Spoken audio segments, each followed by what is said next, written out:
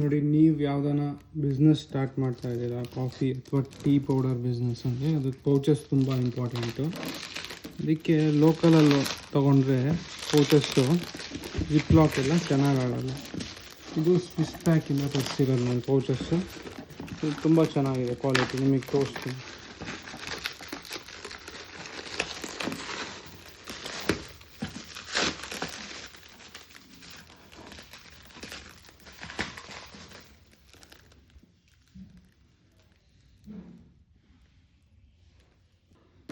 ನೋಡಿ, ತೋರಿಸ್ತೀನಿ ಪೌಚಸ್ ಎಷ್ಟು ಚೆನ್ನಾಗಿರುತ್ತೆ ಅಂತ ಕ್ವಾಲಿಟಿ.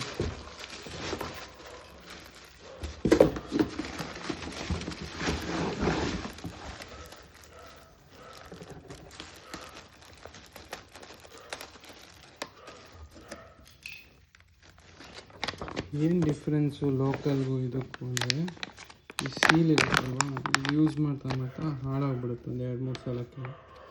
ಈ ಕಂಪ್ನಿದು ತುಂಬ ಚೆನ್ನಾಗಿರುತ್ತೆ.